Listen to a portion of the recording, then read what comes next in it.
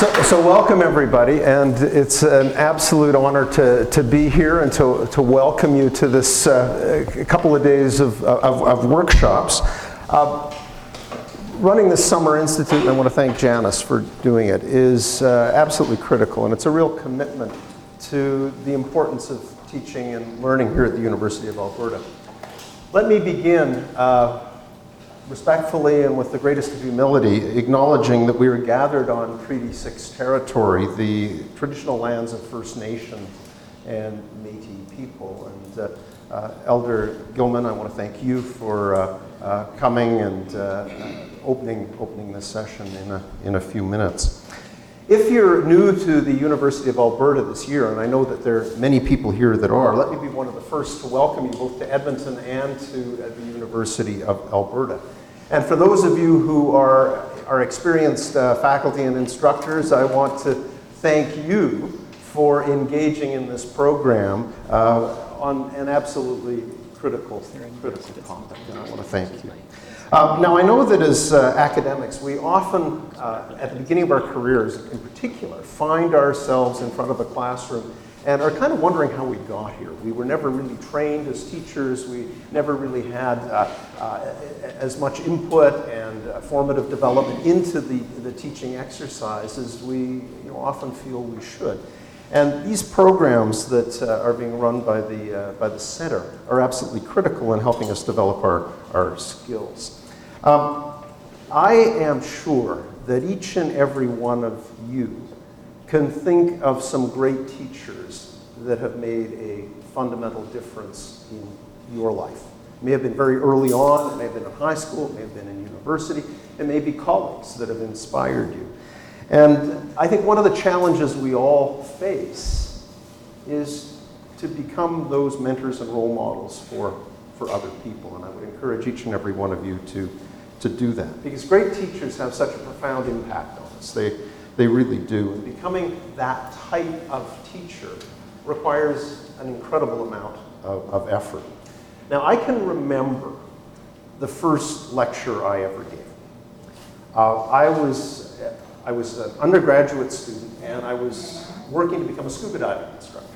And so one of the things that you had to do was teach the theory part of scuba diving. And I would have been about 18 years old at the time. And the fellow I was sort of apprenticing under and learning from was a brilliant teacher, a wonderful diver. And he indicated that I should be giving this particular lecture. It was 2 weeks away, and I had time to prepare. Well, for 2 weeks, I was in a constant sweat. My mouth was dry. And I gave the worst lecture of my life. It was awful. And then the next thing I knew, I was a university professor. And I realized that I had a lot of work to do. And what I did is I had encountered some great teachers in my career. And I realized if I wanted to be able to do my job effectively, I had to learn how to do this. And I went to their lectures. I paid attention. I talked to them. I asked for advice. I asked them to come to my classes. And I sought their feedback. And teaching is like anything. It takes work. It takes engagement. And I want to thank you all for coming and acknowledging that and working to improve the quality of teaching and learning here at the University of Alberta. I know the Center for Teaching and Learning has prepared a really excellent program for you, and we're going to start off with hearing from a champion of higher education, Denise Chalmers. And we're very fortunate she's joined us from the University of Western Australia to speak with us today. And I'd also like to thank Janice Miller-Young and all of the staff at the Center for Teaching and Learning for organizing and leading not only this symposium, but for all the other work that they do. Janice, thank you.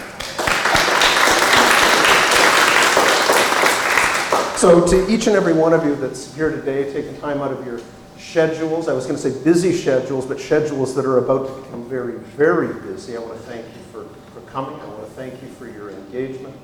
Teaching is absolutely fundamental to what we do here at the University of Alberta, and your commitment to excellence in teaching is something that is greatly appreciated. So each and every one of you, thank you and enjoy the workshop. Thanks.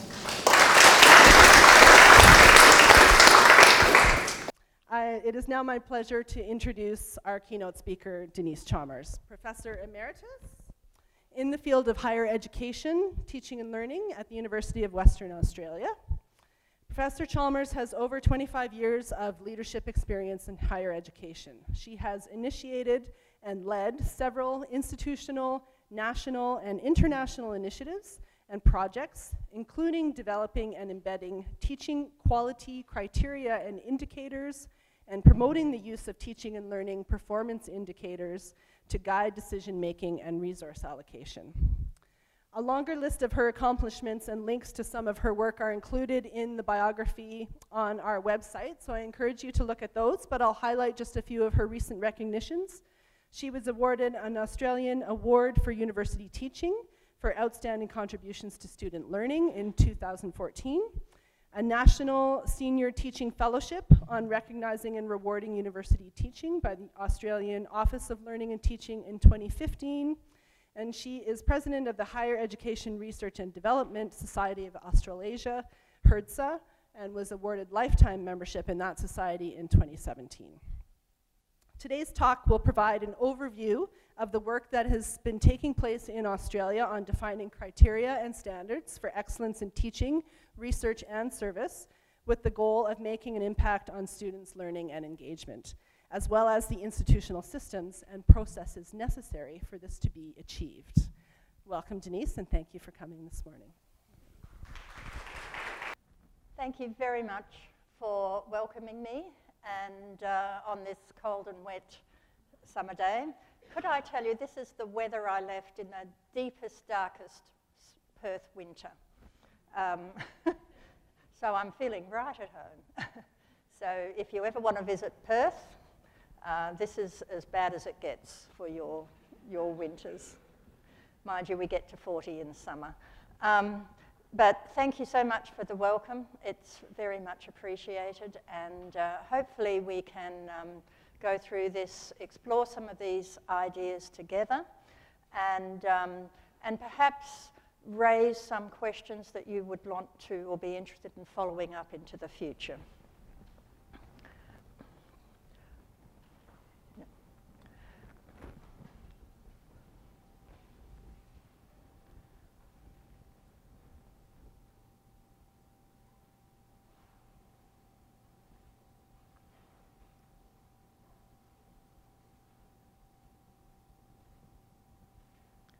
So what is an excellent student experience? It's all of those things, but maybe this is what really matters. Because while we might like our students to learn for the love of learning and engage for the value to their learning, there's very few people, ourselves included, who don't want a job. And so maybe that's the thing that really matters. It probably matters more to governments than we would like, but it is something that is a target there. But it's not just the target. It is that even if people come with the view of, I just want a job, hopefully we can, through the journey of that student's life and some of those experiences portrayed at the University of Alberta of students, it becomes much more. It becomes a social network. It becomes friendship groups. It becomes learning something they never thought they wanted to learn, challenging their understanding in ways they never understood, meeting people they would never have done in different ways and different lives, going to different places. That's all part of the student experience and part of what we need to plan for. And so you're thinking, hang on, I'm here talking about rewarding and recognizing teaching. What's she on about the student experience? So why should it matter? institutional prestige and reputation. You have a reputation for research. Do you have a reputation for teaching? I did a bus tour yesterday. Apparently you don't. Obligation to students, community, and the nation. And it's a key pillar of what distinguishes a university. Students don't come to university to do research. They come to learn and engage in research through that learning process. So those are the two parts that we need to keep in mind when we're working. So how are you doing?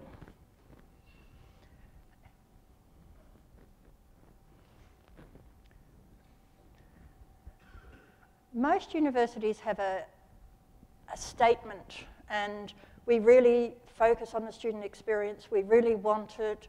We portray it everywhere, but we don't usually put those two things together.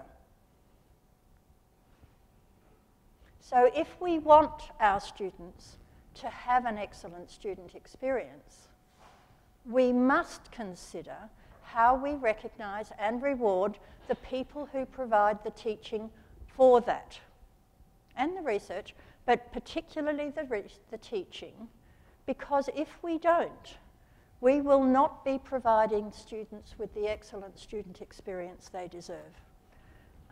And so if we are seeing statements of, this is the student experience, this is wonderful, this is what we should be doing, without also, behind the scenes, students don't care if teachers get rewarded and recognised, but our institution should, our supervisors should, our universities should, our colleagues should.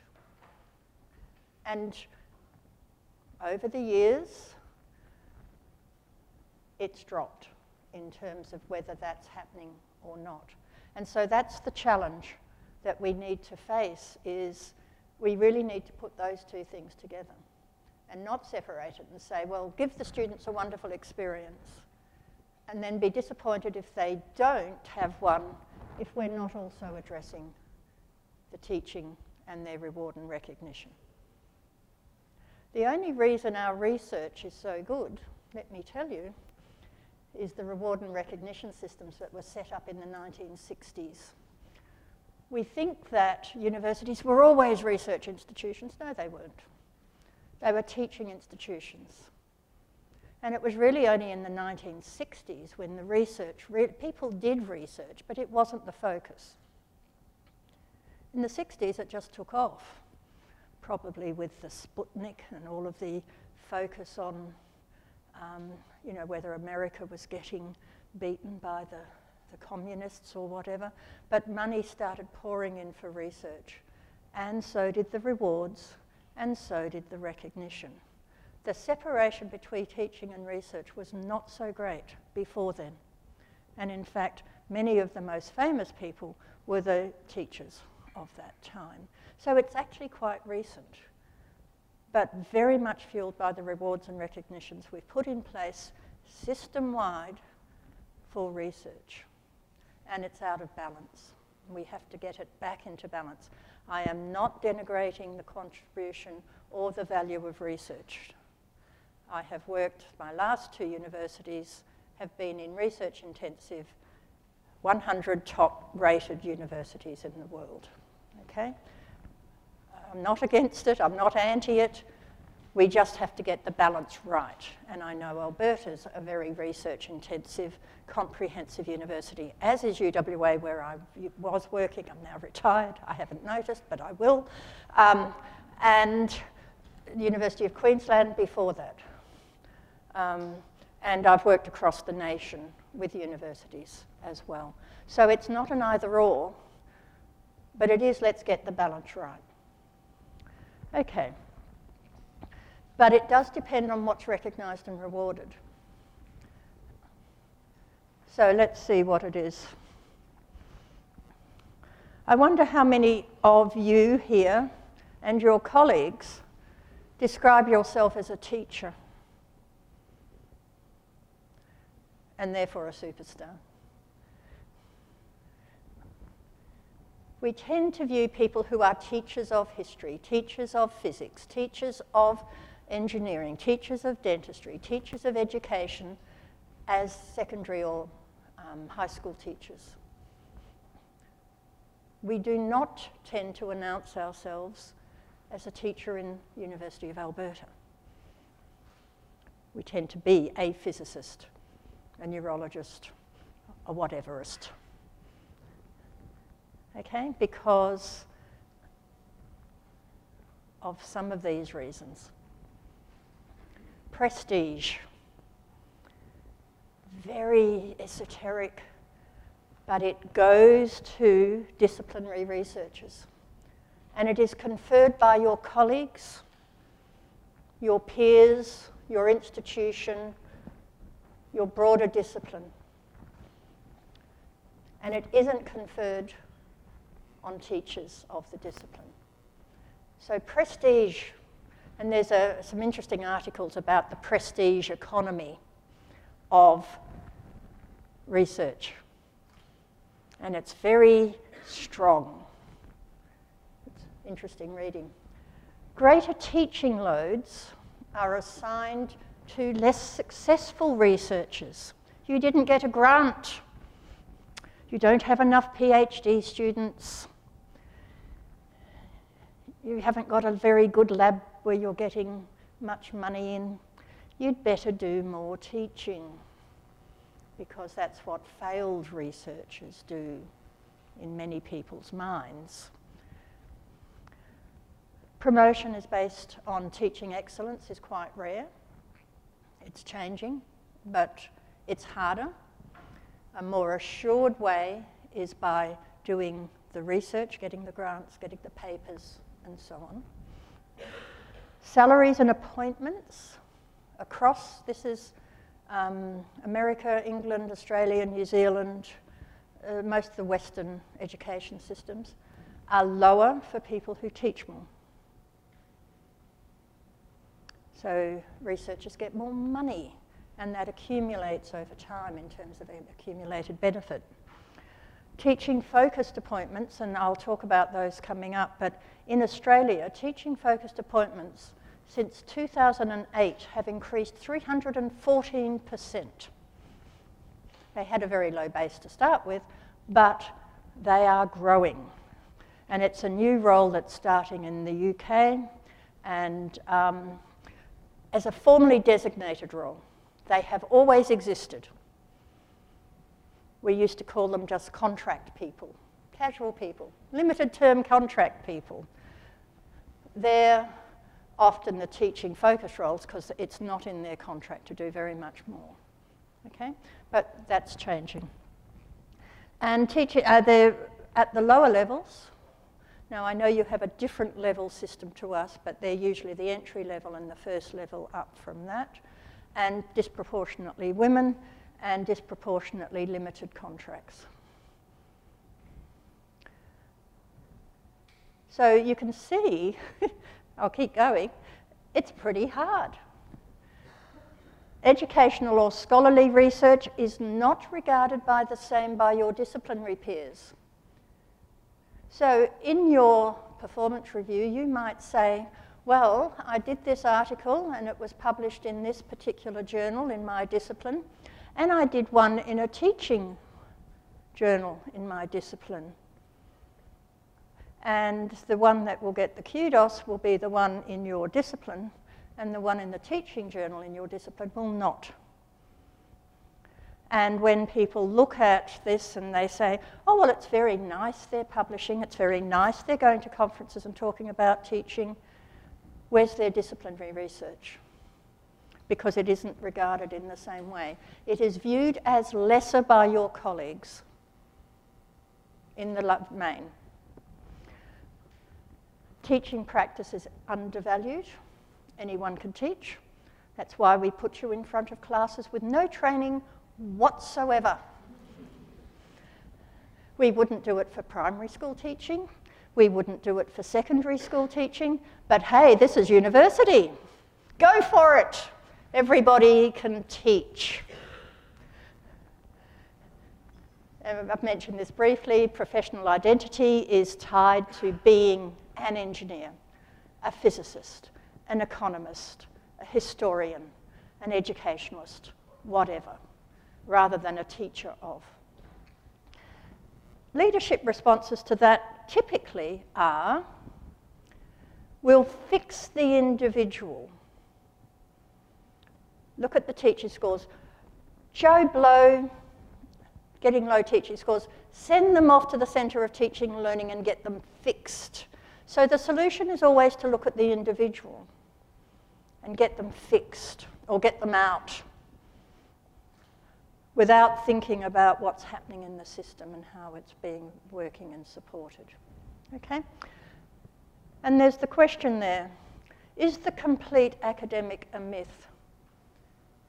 And I would have to say, when I first started my academic career a long time ago, I don't think I could cope in, and I've been somewhat successful in mine, but the demands and the requirements of new faculty coming in is extreme.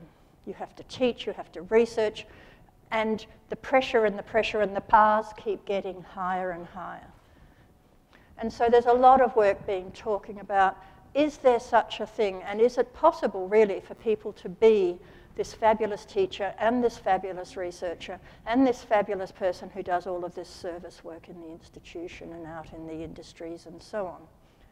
And so roles are becoming more and more differentiated, which has led to saying, let's acknowledge that we have some people who mostly teach. Let's acknowledge that we have some people who mostly research. And a lesser known one, but let's acknowledge the contribution of the people who do the service, the working with industry, the working with community, the working in the sector, and so on, in a way that is much more balanced. Okay? So they're our challenges. And they're well documented for the last 50 years, and they have not changed.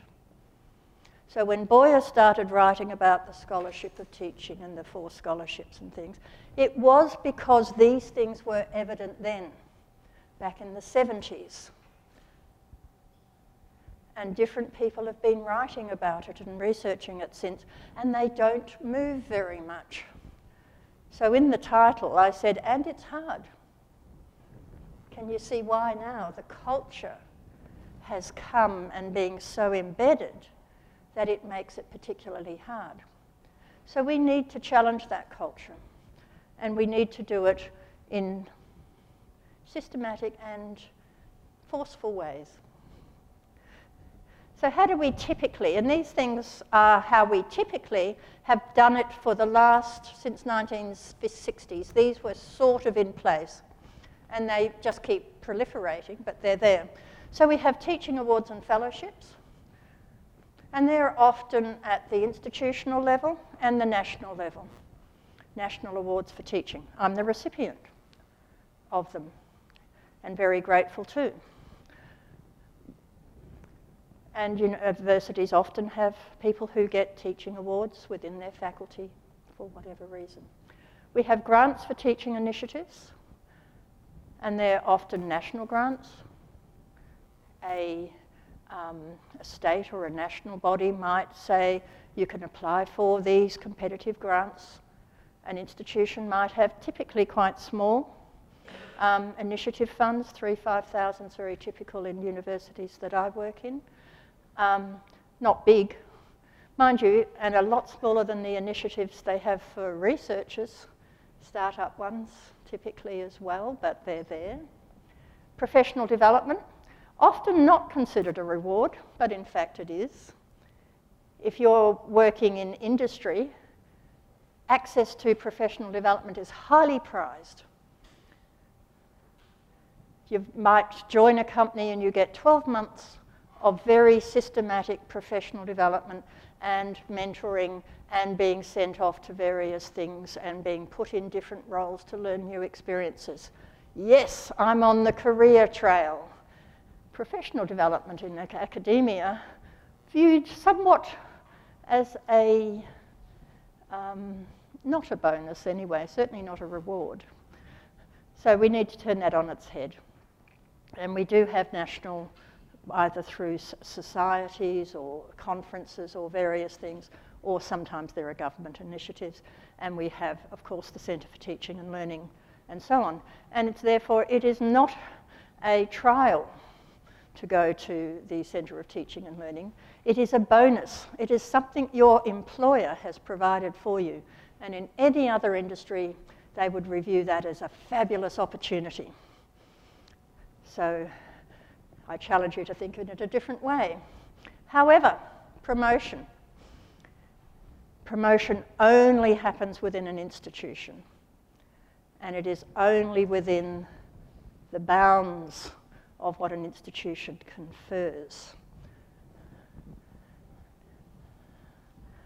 So if we're going to change and think about the value of teaching being actually valued, not only by ourselves and our students, but also by the institution, here's a few things. It needs active intervention.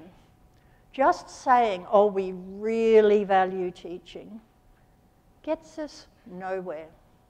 And we've been doing that for 30 years, and you can see where we've got. So it needs it by academic leaders at every level. Not just the top, not just, we need it at the dean level, the associate dean level, we need it heads of departments, we need it as academic supervisors, we need it at promotion committees. We need it throughout. And it can happen. It requires efforts to encourage a culture within academic programs and sustained active encouragement and engagement by institutional leaders. The trick there is the sustain bit.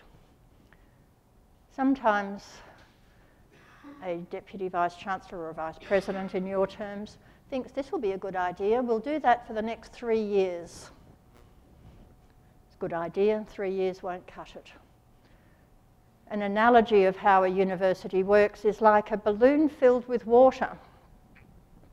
You can squish it and squash it, but the moment you let it go, it goes back into its own shape.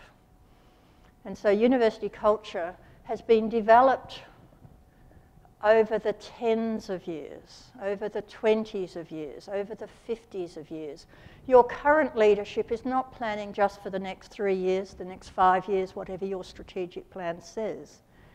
It has a view to 50 years. And this is sometimes why governments get a little miffed with universities seeming not to be responding to their electoral timetable, because we have the view for the longer term. So even though this is quite a new university in the terms of what universities are, as are my universities, but they still are planning to be around in the next 50 years, next 100 years perhaps. So you don't set up a university for the next 10, you set it up for the longer term. And so this sustained active engagement needs that commitment. Okay, so now you're probably quite thoroughly discouraged.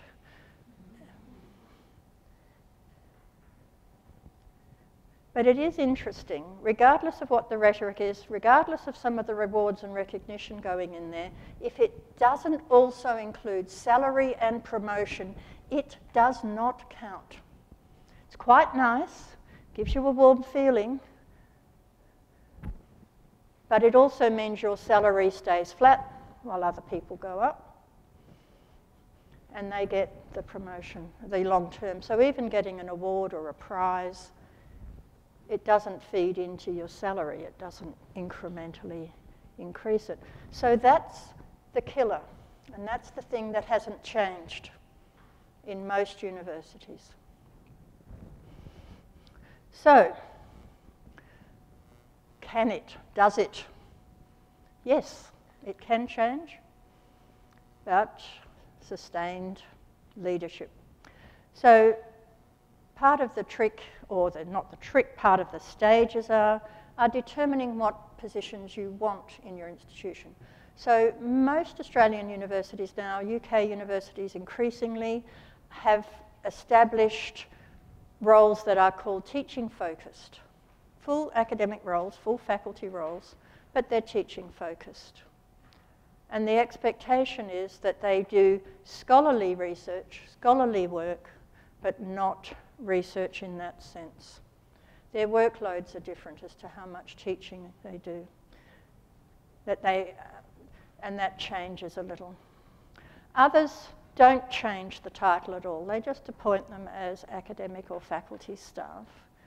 But within the department, they determine those who are research focused and those who are more teaching focused. So it doesn't need a different title, doesn't need a different category. But we already know those people exist in our faculties. I think we don't need the titles. It seems to be something the Australian universities are quite keen on doing. As I said, 300% increase in those sorts of appointments in the last 5 years. So, but you don't need to differentiate, but these things are important to know what it is you're doing. Review and clarify your policy. I've reviewed and clarified, or I've not clarified, I've certainly reviewed a lot of university policies. The appointment criteria, the probation criteria, the performance review criteria, and the promotion criteria typically have nothing to do with each other at all. And that's because they get developed over time, and then someone changes it, and then a new policy comes in, and so they're completely out of sync. But there's no reason that should be the case. And if you're serious, you would line up your appointment criteria with your promotion criteria, assuming you have criteria. Most don't. And so then when someone's coming in, you can say, okay, you're really strong on these three, so we'll make sure in the next, do you have probation? Yeah. In the next 3 to 5 years, whatever your probation is, we will make sure you are well prepared and can meet these criteria. So that you're not saying, I expect you to have them all when we appoint you, but now we know where to focus and we can model this. And then in your performance review, we'll go through those to see how you're going. And then when you're confirmed at probation, ongoing performance review, it's linked with your professional development and it's linked with your promotion, and that your supervisor is working with you, that the assumption is you'll get at least 1, if not 2 promotions, and maybe 3 through your lifetime. Okay? But most of those things are completely out of sync in most universities. And so part of what universities are doing is getting them all back into sync again, which is a good thing. Okay? Develop and clarify your criteria.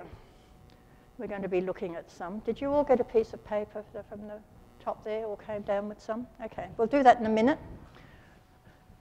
Let me say most universities don't have them. Develop capacity for peer review. Most universities don't have that. Supervisors and promotional panels, they need professional development, because it's no good getting them all the way through to promotion and having a committee that's composed of only people who have ever reviewed research-focused performance portfolios or applications. Monitor and report on progress, because no one trusts the management and says this is really happening. So you need to report it. And not because that's a research-focused person and that's a teaching-focused one, as if they're different, but as they're valued, to show that this is achieving promotion right through your levels. So, on your piece of paper, on the front one, you'll see that there are 7 criteria that have been identified in some work that I did with some colleagues on being able to use to define teaching quality.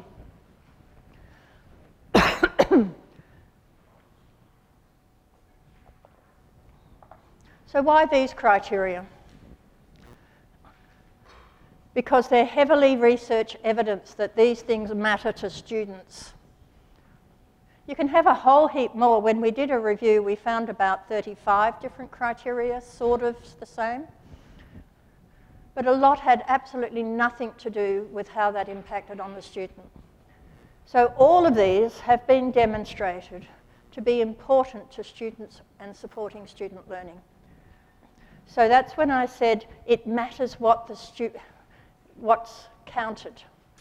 So if the student experience matters and is counted, then you've got criteria that are linked to what matters to students. Okay? The last one is very rarely in anyone's criteria. But that's the one the students comment on most. That's the one that all the research tends to show is important to them. Does the teacher seem to care about me? Are they professional? Do they turn up on time? Do they deliver what they say? Are they communicative? Doesn't matter, you know, they often like a sense of humour and stuff. That's fine, but on its own, it's not enough. Some people are pretty average teachers. They're not great, but they care about the students, and those students value those teachers highly. So it isn't about the best performer. It isn't about the most charismatic person. It's about, does this teacher seem to care about me? Do they seem to want to be interested in me? Do they come and talk to me in a 200 lecture theatre? Do they come and say hello, shake a few hands, learn a few names, identify a few people, engage with them, send them out an email? These sorts of things matter. So that's why we've put it there, because it's on the evidence. These are things that matter. So, interestingly, when I've done work with people and they say, oh, we've got to get robust teaching criteria, and oh, yes, yes, yes, whatever they are, we'll work on it. And then I say, let me look at your research criteria. Oh, no, that's sorted. We've got it. That's not a problem. They don't have criteria. They have a list of evidence that's expected. They don't have criteria to it. So here's a list of criteria that maybe it would be good for people to write to. The list of evidence all fits in under those, and this is based on the UK stuff. I haven't done this work, drawn on it a bit, and some other work, but maybe some indicative research criteria might be quite handy as well, because why should the teachers all have it defined and not the researchers? Because lists of evidence are not criteria. They're just, do you have this many grants? Do you have this much value? Do you have this many journal articles? Do you have this many students? And so on. So think about criteria for your research. And maybe, this is underdeveloped, I think, but it's a start, on service. So the first one is, do you behave professionally within your faculty or school department? Are you a good corporate citizen within your school? The next one is, are you a good contributor, or do you contribute to your university? And the last one is, what do you contribute into the community, into your discipline, into the wider sector? So they could be developed up further. So,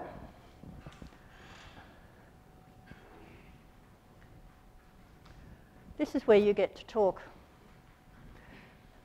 The indicative criteria for teaching, research and service and their relevance, or otherwise, for the University of Alberta. Don't worry about the next page, we'll get to that later.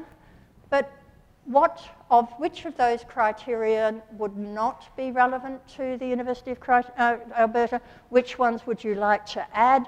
Which ones would you like to cross out? Have a look mostly at the teaching one, but be aware the service and the research ones are there. Okay, talk.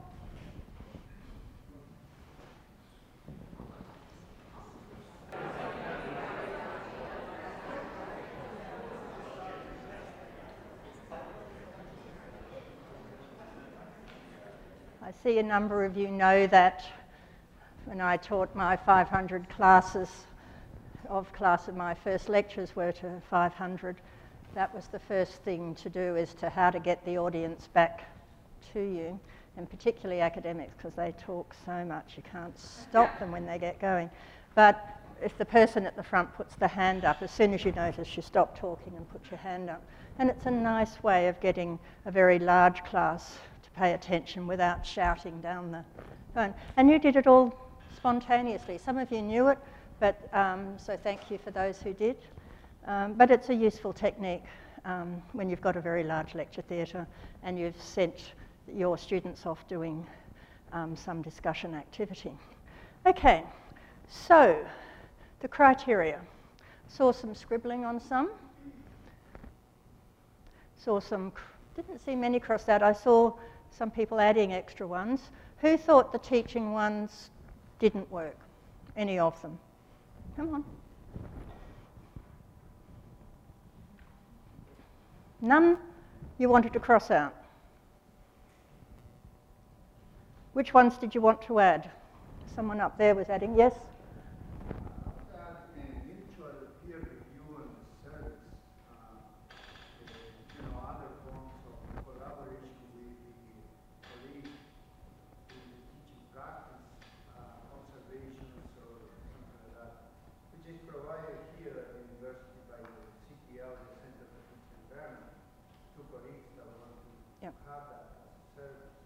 But it could be as an individual with another colleague. Yep. So I would add that into, if you were doing that, I would say it's either would be included under, if you were doing that within your colleagues, under the first one, and if it was across the university, across other disciplines or other faculty, it would be in the second one. Okay, so that's how you can demonstrate some of the leadership contributions, peer review, collegial contribution. But you'll see once we get to the next bit, peer review is central to what we're doing, just as it is in research. Anything else? Okay, so it's hard to argue with them. I'm not saying they're right, but they're not bad. And I've used these in South Africa, in Chile, in Iceland, in England, in New Zealand, in Thailand, in Vietnam, and a few other places. Well, I get to travel. And they work in all of those different disciplines because they are evidence-based. Yes?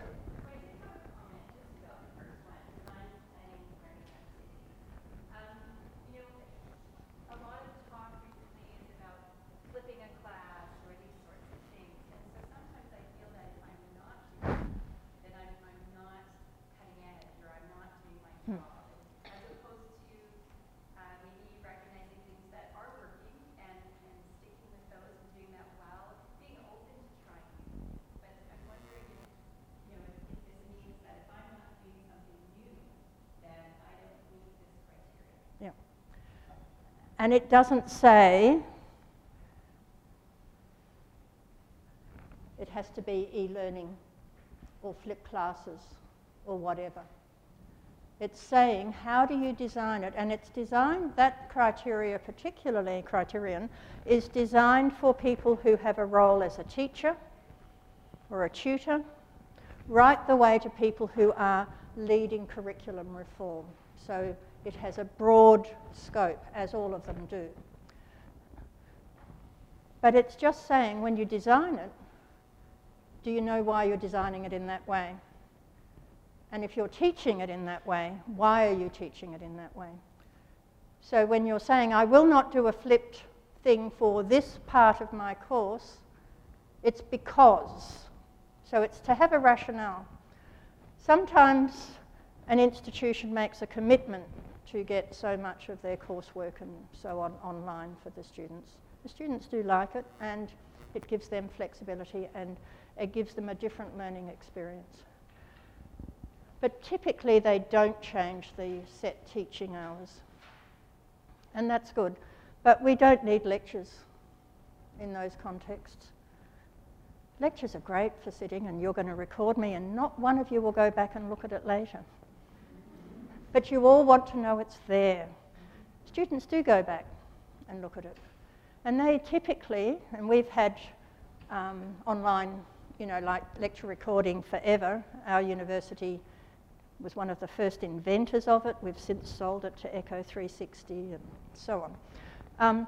The students love it, but they usually typically turn up for the first lecture and work out which ones they're going to attend and which ones they're not. And what do we do in our first lecture? It's boring as hell. This is how we're going to organise it. This is how the tutorials all run. This is how you're going to do things, and don't think you're going to get away with this, and you've got to get your assignments in on that. No. If you want people turning up for your lecture, make the first one exciting, because the students decide in the first week. The Australian ones certainly do. I'll go to that, not that. And it's not the lecture capture systems that mean that's happening. It's the teaching that happens there. So we need to think about that. But if we're lecturing, why not do it on lecture capture? And why not do it at your desk where you can edit it a bit? And why not set in stops where you can say, now go away and do this? And they can do all of that before they get to your class. And then when you've got them on campus for that limited time, that's when you get them working with other students. That's when you get them working intensively with the ideas. So flipping it can be very powerful. But as lecturers, we love to have the faces in front of us. And we love to have the people there giving us feedback. The students don't care. It's us. We love it. They don't. We need to think about that. Anyway. So, moving right along, so it doesn't matter what criteria you have, but have it and make sure that all of the criteria for teaching have an evidence base that they contribute to student engagement and student learning. Okay? And then work out what that might look like. And so you've got this page, because I know you can't read that. And it's the first one. Now, our terminology is different to yours. So lecturer A is a sort of an assistant professor. No, maybe. Anyway, it's early. And then our standard grade is lecturer B. We have senior lecturer. I don't think you have that.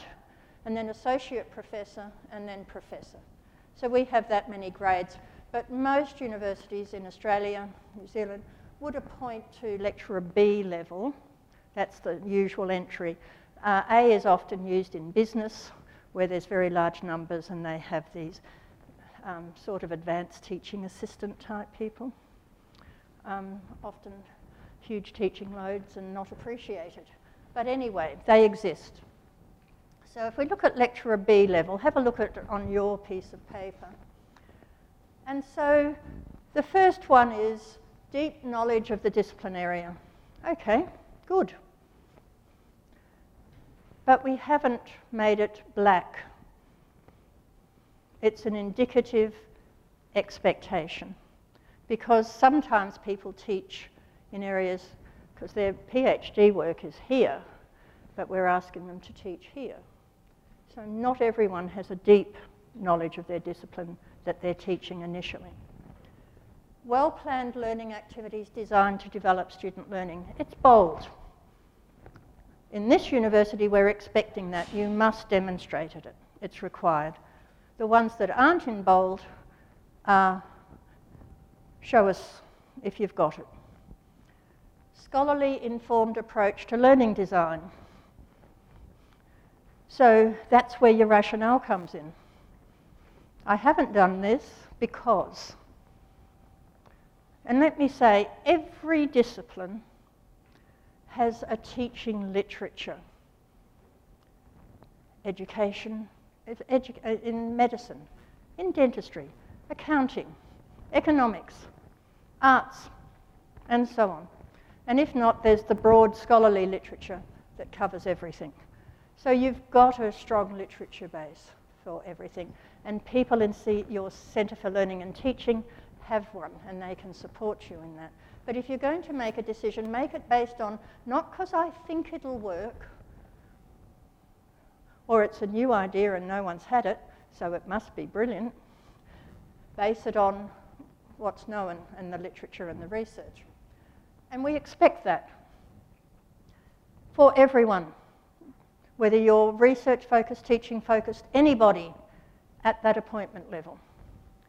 Thorough knowledge of the unit material and the contribution to knowledge, appropriate use of technologies, appropriate, make the decision. Effective course coordination or unit, depending on which model you've got.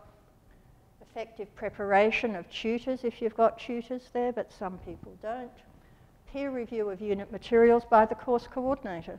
If you've developed up a course or a unit for a course, is that do you use those terminologies, units, courses, or courses, programs, subjects, programs? What do you use? Course and program, sorry, that's the one I'm used to, but different people go. So if you've developed up a subject outline, please don't think it exists on its own. It's part of a course or a program that students study. So get it checked by your course coordinator or your unit program coordinator to make sure it fits into the learning goals and things. A lot of people don't, and particularly not in research-intensive universities. People own their course. It doesn't fit in with anybody else. This is mine. I've certainly experienced that at all the older universities in Australia and anywhere. Okay, and then for relevant items on the student survey, threshold or above. So not the whole survey, not the overall question, but on the question that says the course was well organised and helped my learning or whatever. And I've said threshold or above because that can be determined by the institution. And it can be by subject or discipline area. And it can be by year group, because we know there is some variation. So there's a threshold. Are you getting there? Okay, so that's the first one. And we would say, in some universities, everybody has to attain that standard. And there's 7 criteria, remember. So on that standard, everyone, researchers included, have to meet that standard. But if you're more teaching focused, here's a way to go. Here's what it's going to look like for you to progress if you're teaching focused. So you've got to meet B, and now deep discipline knowledge is expected and has to be demonstrated. And innovation in design. So that doesn't mean you have to go technology. It might mean you change the assessment structure or the way you manage things or whatever. But you're trying and bringing in new ideas. And then associate professor. So often when you get to these levels, for associate professor, we're expecting you're engaged somewhere in the national level, that you're starting to be doing things perhaps in learning design at the national level. And that if you're thinking about being a professor, that if you're meeting this criteria, you're doing it at the international level. People know about you. You're being invited to be a keynote. You're being invited to review people's curriculum. So it's that higher level of leadership. You might be leading the engineering, I guess Canada, we have Engineering Australia. They come up with indicators and learning indicators and so on. Maybe you're leading some of that for the accreditation process or whatever. So the esteem factor goes up and the recognition. Now, in the bigger document up there, if you're interested, that's played out for all of the 7 indicators. Now you're thinking, my God, I'll never be promoted. Because you're not expected to meet each and every one of those criterion at that top level. You need to build a case. So your contribution might be in curriculum and curriculum design. By all means, teach effectively and so on, but your contribution might be in 2 or 3 of those criteria at that top level. Introduction of innovative assessment model that influenced your whole faculty and has since been picked up by other universities around Canada or around the world. So not every one of them are you going to star at, just as you won't in research either. Okay? And so then you build your case for promotion to those things. And there's some indicative evidence you might use for that. Does that explain how the framework's been designed? There's lots of other frameworks and they work a bit differently, but we felt this was important. Yeah. Would there be an expectation for professors and associate professors to teach, or would they grow out of that shift? They may grow out of it, depending on their role. So, but what we've said in this is, you're expected to maintain B level. So if you're a researcher, we're not expecting you to demonstrate what's happening up here, but keep being a good teacher. Don't slack off. Don't not turn up for class. Don't plan your classes. Keep doing that, okay? But you can see that as you go through that, people take up leadership roles. They might become head of curriculum. They might be leading a thing for a year and teach nothing while they're leading some curriculum reform process, assessment reform, student support reform. Okay? So no, it doesn't mean you just keep teaching a lot and around, but if you are teaching, maintain B level. Now there's another framework that I've got much looser than that, but it's being developed up much more at the University of Windsor over in Ontario, their research one. And it's the same, because I was there for 3 months working, and it's wonderful to see it growing in a Canadian context. But they have one for research too. And for them, they say, maintain B for researchers, but teaching-focused people can attain promotion right through. But this is what it looks like. And what we've found often with people who have been long-serving and diligent teachers, when we get in a system that clarifies things, they get discouraged. Because they've taught a lot and taught well, but to their level of work. And when you've taught a lot and taught well, that's your job. Everyone should teach well. But what will it look like if you want a promotion? And often we haven't made it clear to people as to what it might look like. And here's a pathway to that. Okay? And the other side of it is, if you're research focused, if you're teaching focused, then we expect you to maintain level B on the research structure. So you don't need different criteria,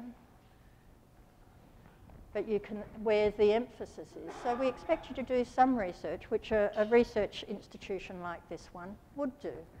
But here's what B looks like, and that's what we'd expect from you to maintain if you're teaching focused, for example. So you can set whichever level you want. You don't have to set any in bold. You can say this is things you can do to demonstrate you're meeting that criterion. It's just different ways you can use something like that and make it clear. And imagine if you had this and sat down on your first day in the university with your supervisor, and they said, here's what you're expected to do, here's what it looks like.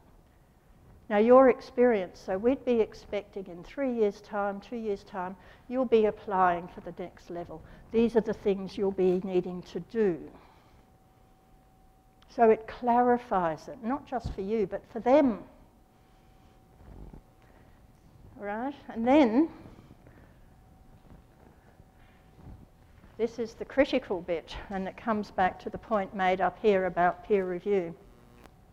What evidence do you use? And so this is the evidence we use. Self-assessment, because you're putting together your performance review and so on, and you're assessing, and there's a whole lot of things you do. Do you keep a teaching journal? How do you track how you're going? How do you review the student satisfaction? This is available as a free download on that. Student input. People hate student surveys. They are robust, valid, and useful indicators of how you're going. They're the most direct people working to and with you. But it's not the only one, and there's lots of other student input data that you can collect. Peers and colleagues. If you're first starting, it should be someone who's just a bit more experienced than you, someone you can call on. But if it's for a promotion, it might be someone from the centre, or it might be your head of school. And if it's for professor, your peers and colleagues are the national and international people that you're working with. Student achievement, no one uses that. We hear about student learning. Why are we not using it as an evidence form? We can and we should. So these are the 4 sources that teachers can use to help them develop to be better teachers, but also use to demonstrate their achievement of these different criteria. Okay? But that's not all. Those are the 4 same elements we use at the university level when we're reporting to government. They're the ones that are used in reviews of your departments. They're the ones used across the sector. The same 4 sources. Self-assessment, we all do self-assessment reports. We get student input. We ask students all different ways. We get peers and colleagues, esteemed colleagues and peers coming in and saying this is good, this isn't, so on. We have student achievement. Do they get jobs? Do they drop out? Where do they go? And so on. So these sources are robust and reliable and very effective. And if you look at that article, it will go through mostly from a teacher point of view. But these are the same ones we use, aggregated to different levels, right the way through the sector. Does that make sense? So we should use them as teachers as well. And you'll see when you look through the previous one, some of those involve peers, some involve student achievement, some involve student feedback or student input, some involve self-assessment. Yeah? Okay. So, looking at the first criterion, are they relevant? Which items in there would not be useful for you at the University of Alberta? You wouldn't do, wouldn't think of, just for that first criterion. I want you to think first and then talk. And look at the progression across. Does that make sense?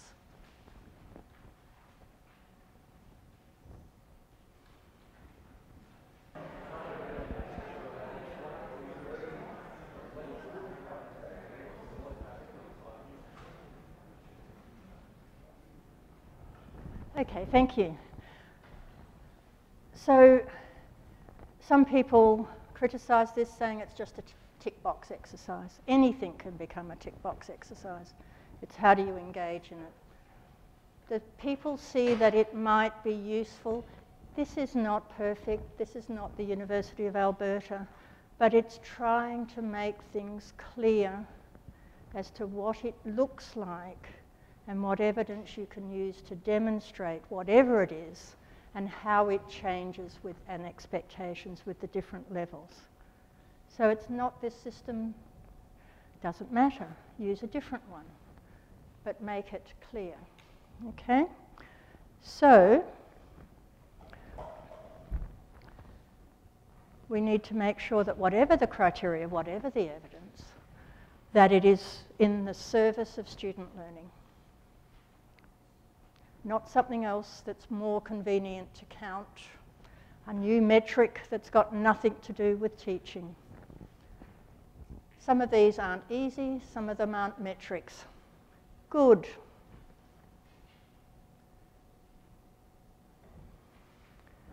But we need to make sure that whatever we count, counts in terms of what it is to evidence what it is we're doing. And it requires university-wide policy and procedures, from appointment right through to promotion. But you can't start on all of those at once, so start somewhere. Start with your promotion, start with your appointment, start with whatever it is, and revise it, and then spread it out across. Professional development of faculty, academic supervisors, that is critical.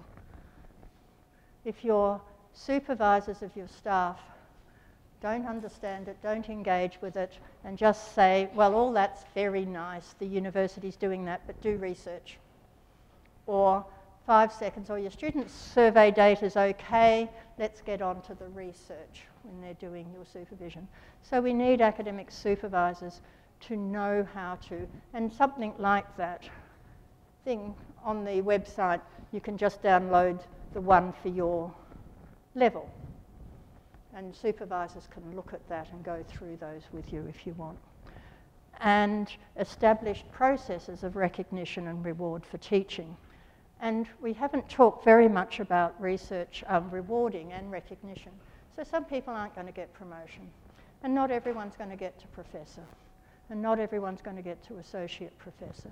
But there are ways to recognise and reward people for doing a good job, for being an excellent teacher. And they can be awards. They can be profiles. You've got marketing material in each faculty. Why are you not profiling all your brilliant teachers, your excellent teachers?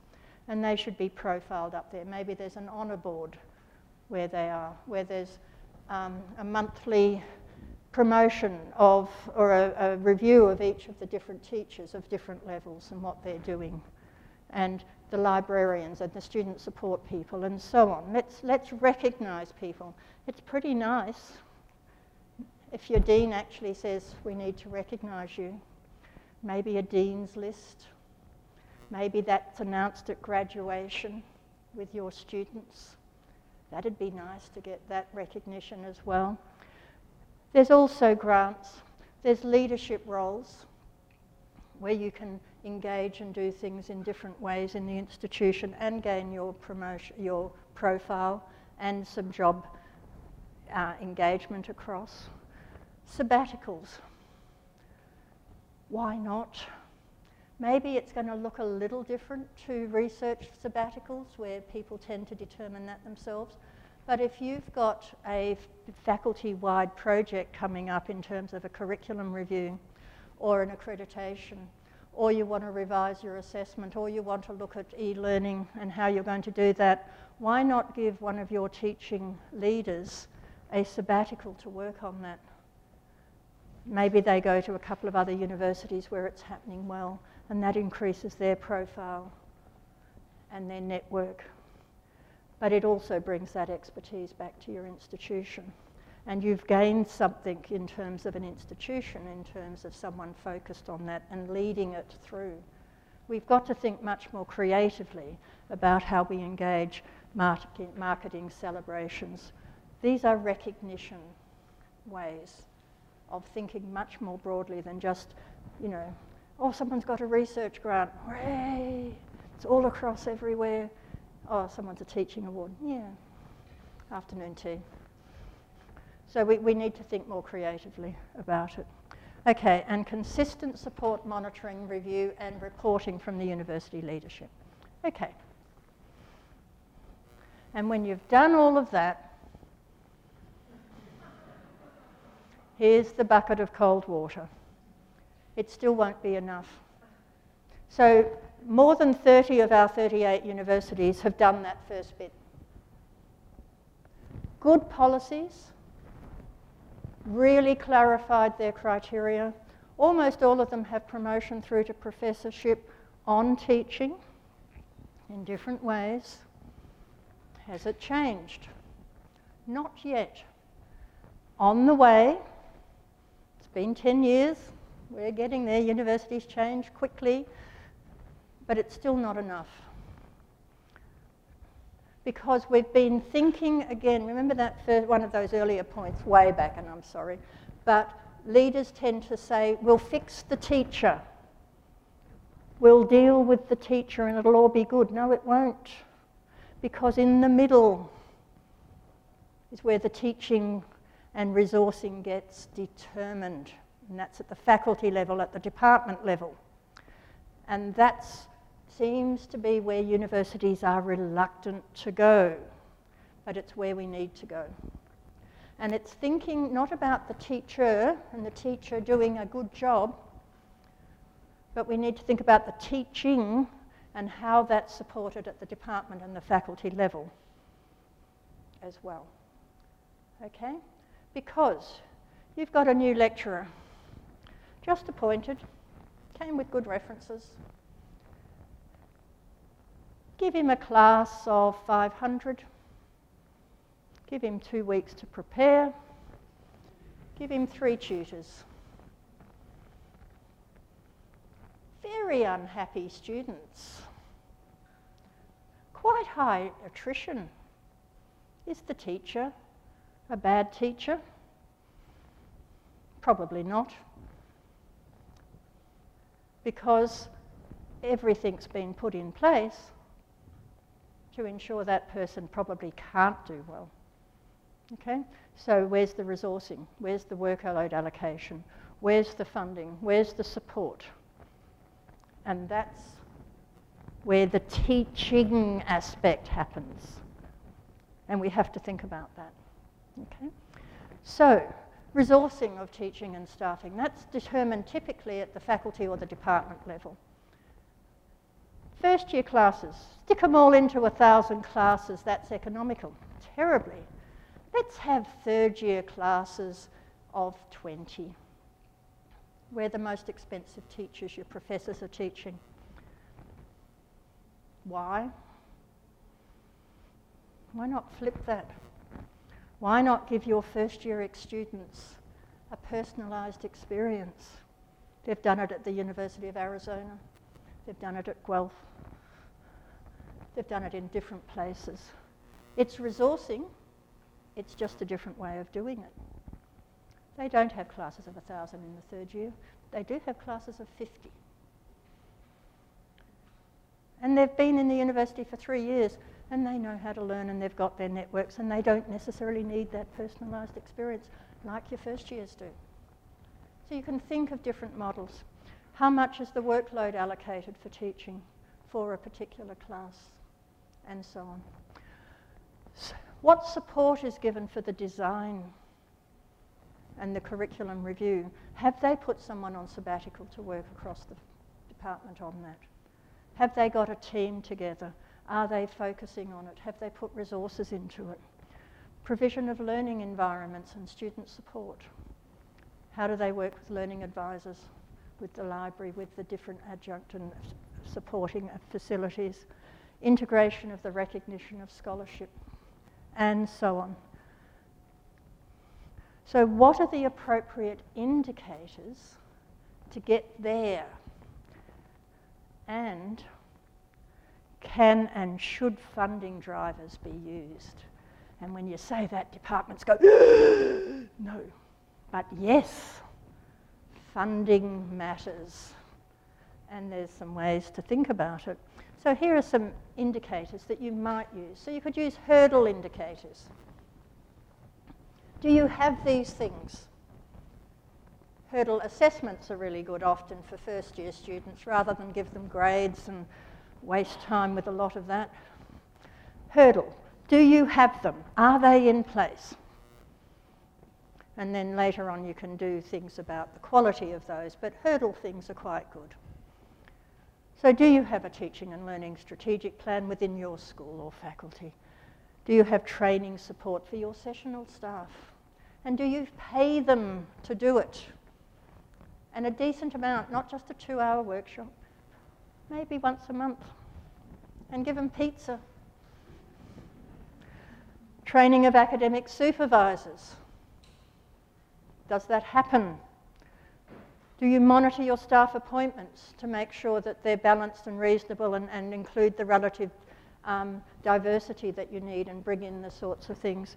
And then program indicators.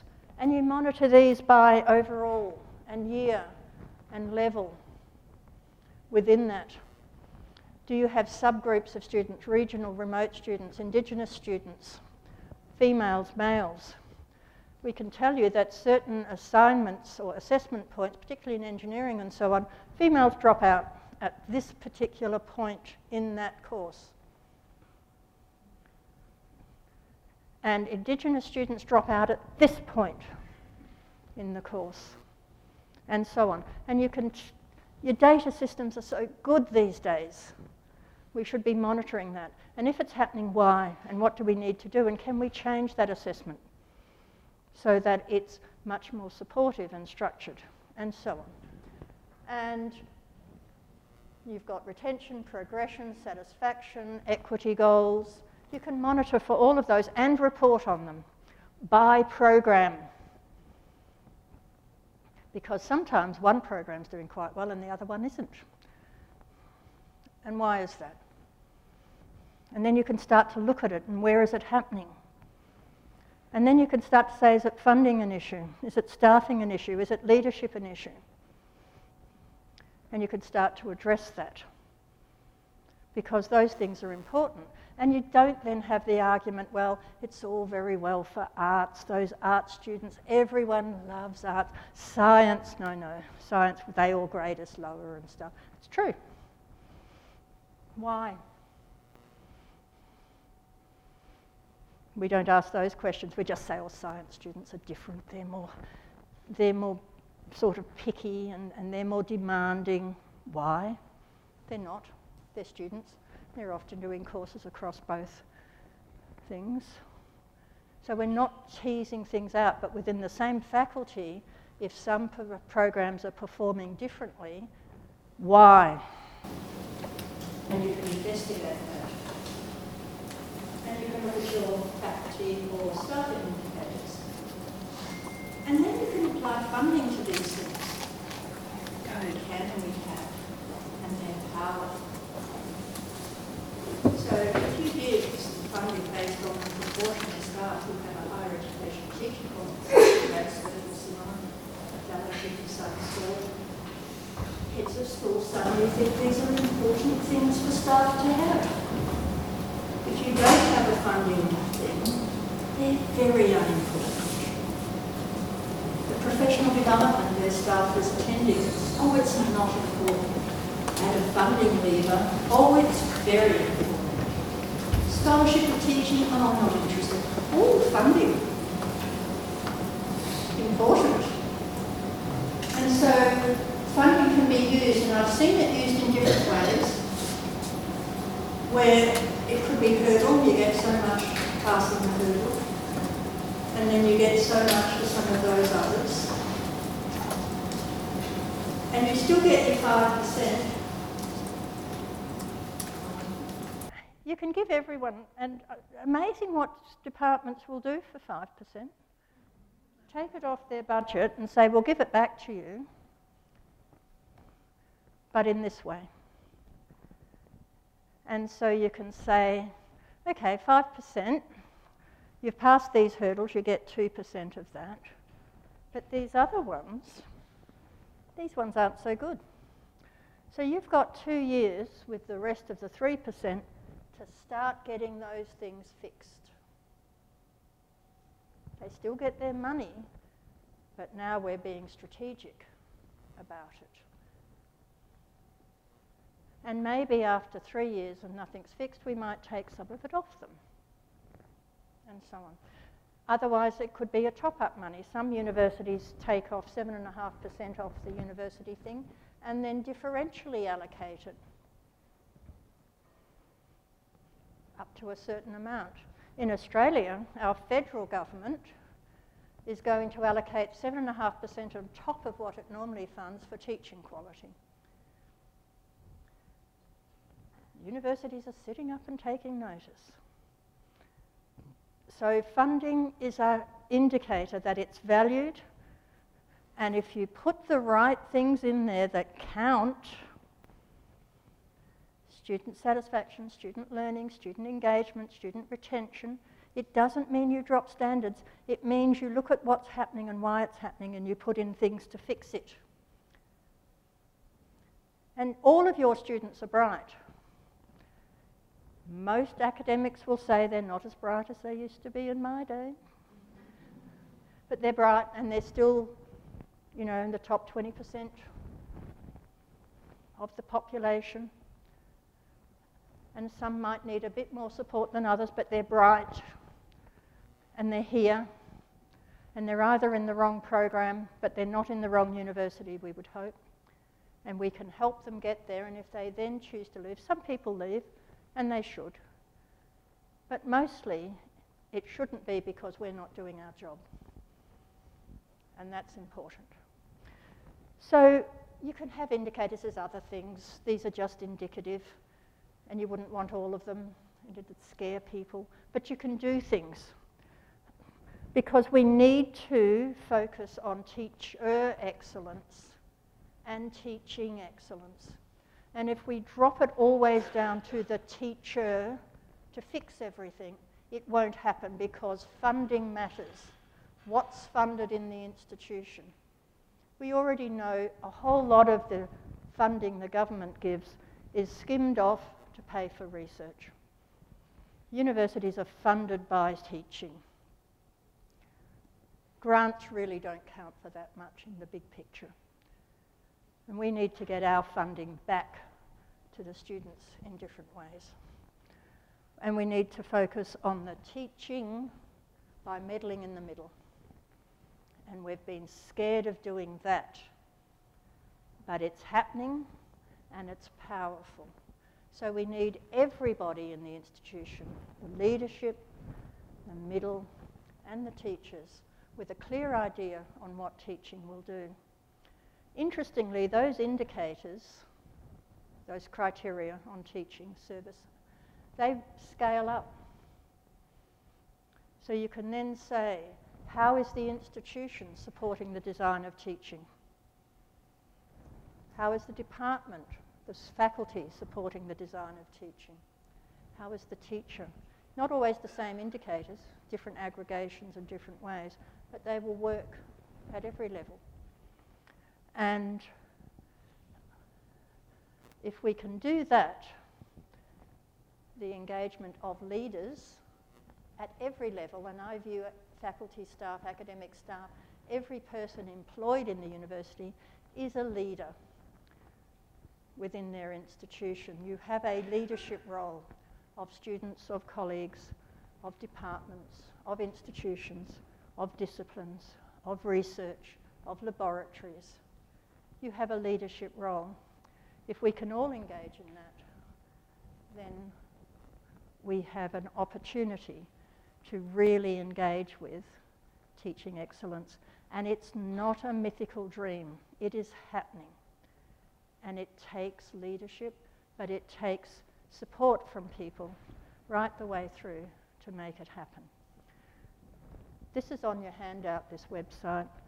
Under teaching, uni teaching criteria, all of those documents are there, fully downloadable in whichever format you want them. And you could download them in Word and change them all. You can download them by role, you know, lecturer B, lecturer A, lecturer C, and have a look at those, and so on. And there's also examples of how people have written to those particular criteria, so it's a useful website. And then the other one is a bigger project that was my fellowship project, and it talks a bit about peer review and particularly working with promotion panels on how do they assess peer review or peer judgments on whether this is a suitable promotional application.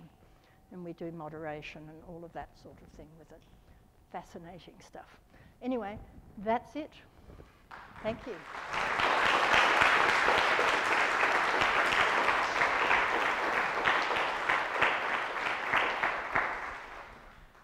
So, does anyone have questions? So thank you very much for coming. I don't know whether I can pull this out of here. Yeah, so having listened to what you said, I would say that most of what you talked about today,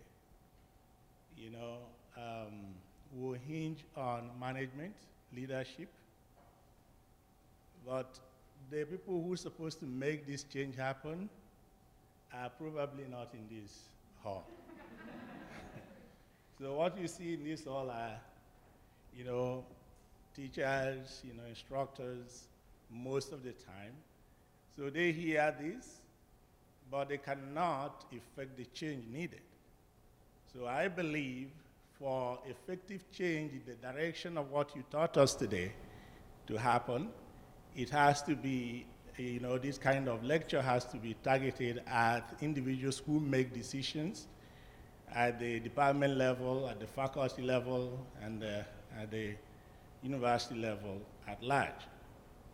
Because I've been here for 10 years. I've been an instructor for 10 years, not only in this school, but in some of the universities around.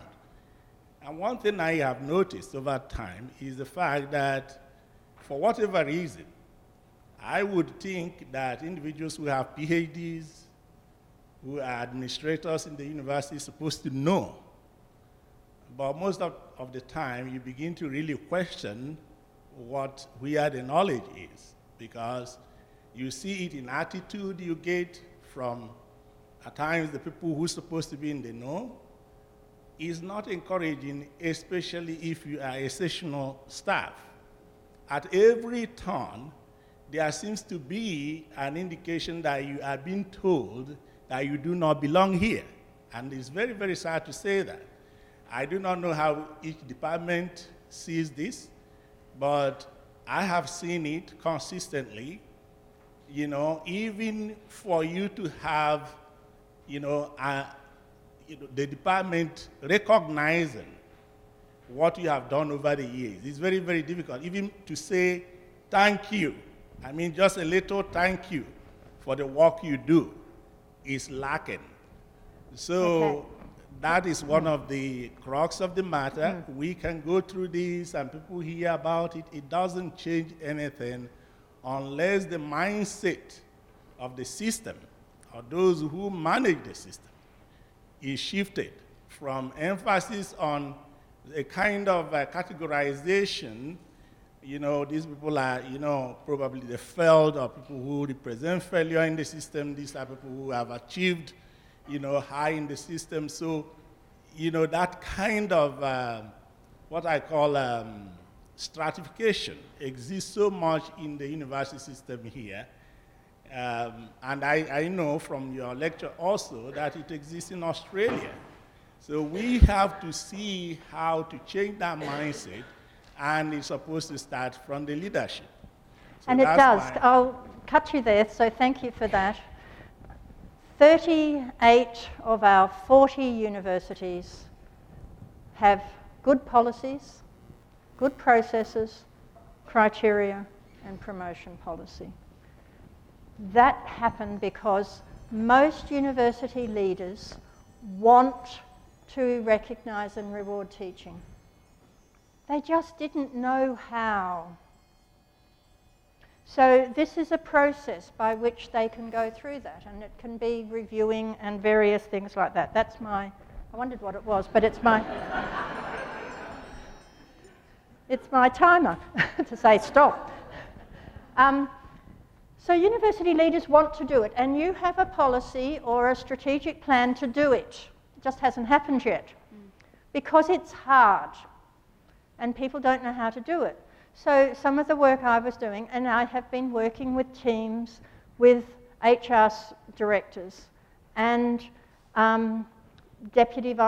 vice presidents, and with centres of teaching and learning, and policy people, and we get together and we go through a process so this happens.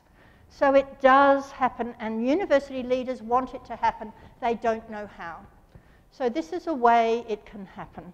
And then you can come up with your own criteria, your own standards, and so on. What's harder is the meddling in the middle, because it's resisted. But it can happen, and it's happened in several universities, and with very good effect, and more than several. It's a trend. And so while it's true, probably, who's a department head here? Gone. VC, gone. Vice President, gone. Of course. But they're listening and they want ideas. And you've got the Centre for Teaching and Learning here, and you've got policy people. And now, and there's things that are happening over in the University of Windsor, and they've been very active, and they've been working with McMaster, and there's various things happening. So there is expertise on the ground in the sector now. And universities will support it because they want it to happen. They know they have not been recognising and rewarding their teachers. And they want to, they just don't know how. So we have to go with them and not sit back and say, oh yeah, here we go again. So it will happen. But it takes everybody. Sorry. Yeah, I actually was just curious about, at the very beginning you talked about the student experience, and that students want good teachers. And I think we hear a lot that it seems like students want a research, this wonderful research institution and places where they can get funding. So can you talk a little bit more about the evidence base about students wanting good teachers? Okay, so we've been doing in Australia for the last 30 years a survey of students' experience 5 months after they leave university, undergraduate degree. So when I say students want good teachers, that's the undergraduate degree. After that, they want maybe research and engagement. But everyone wants a good teacher. Why would you not? But our national data shows that, and it differentiates by university, and unsurprisingly, our research institutions aren't the best. And that's not because they're more discriminating, and it's not because they don't understand what good teaching really is. It's all right for those teaching universities. Those students aren't as discriminating. Rubbish. Students know what good teaching is and they want it, and our data would suggest that's true for that. And certainly for undergraduate, parents might choose this university for prestige, for reputation. Sometimes it's chosen because it might increase their chance of a job, because it's a prestigious university and therefore has a higher bar to get in. It's already a signal that you're a bright person. But when they get here, mostly they're not interested in research. They're interested in studying and learning and socialising. And research really comes quite late. And there's no reason that it shouldn't be part of first year, second year, third year, so that they learn to experience it, but it's not their primary thought. Quickly, last one, I think. Thank you. I think it will be quick. I think that a lot of your comments today, which I enjoyed hearing and I want to thank you for, were focused on how we evaluate and recognize and reward teaching at stages of promotion.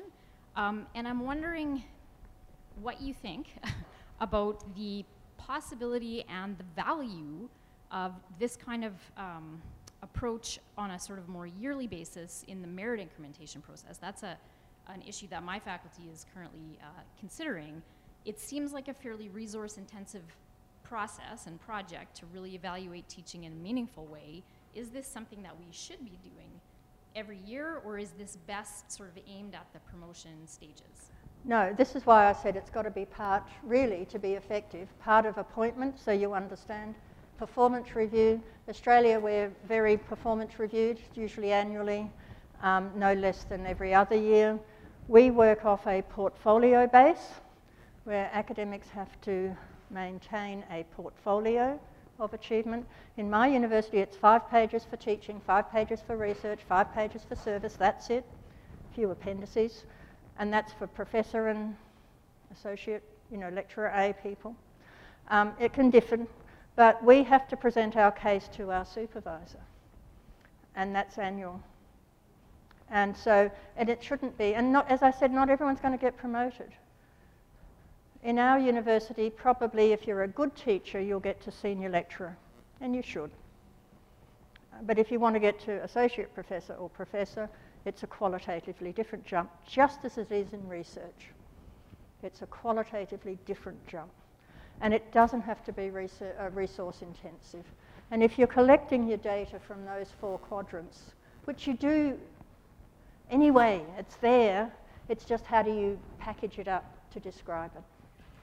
And then making sure that nobody in their right mind thinks that every one of those criterion should be achieved at a very high level, because it's not going to happen, and it shouldn't. So it's not a matter of you've got to be this superhuman. But yes, the recognition is the thing. We should be looking at who our staff are and recognising them. Our dean should be saying, this is fabulous, these are our top teachers, not just based on the student survey data, but this is what's happening. And these people took off and did this wonderful study program, and isn't that wonderful? And here's a profile of some people who teach here, our sessional staff, our more senior staff, our magnificent one professor who's a brilliant teacher and researcher, and so on. So it should be everybody, and much more inclusive. And we should be giving sabbaticals to people earlier in their career on their teaching. Not going off and doing esoteric projects, something that the faculty needs, but get them out there, going to other universities, meeting other people, talking to other programs, looking at how people do things differently. You're an isolated place, just as we are in our little universe in West Australia, 5 universities, and then 3,000 miles to the next one. So, it's similar. So you have to be proactive to get out there, but it happens, yeah. Okay, I'm going to stop there. So thank you very much for the invitation. I hope you, but the other thing is, even if your university doesn't do this, collect your data. Start to write yourself and understand yourself with that. By gosh, you're going to have a really big advantage when you go to the next university. Trust me. Thank you.